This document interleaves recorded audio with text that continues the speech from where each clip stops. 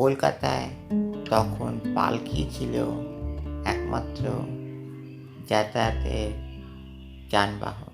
কিন্তু 1872 সালে উড়িয়া বেহারারা যারা পালকি বয় তারা একসাথে হয়ে পালকি নামিয়ে রেখেছে। সাহেব এবং কলকাতাবাসীরা এরকম দৃশ্য দেখেনি।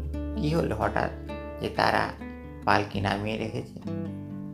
জানা গেল 11,000-এরও বেশি বেহারারা সেই সময় ইংরেজ সরকার পালকির নিয়ম মেনে নিতে নারাজ।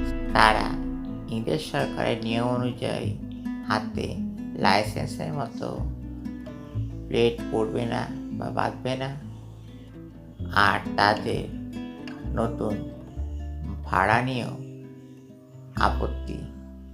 সেই জন্য তারা পালকি নামিয়ে রেখেছে, যার ফলে কলকাতা শহর অচল হয়ে পড়ল। ময়দানে সভা হলো এবং পালকি বাহকরা লালবাজার ঘেরাও হলো। এটাই ছিল কলকাতা শহরের প্রথম ধর্মঘট।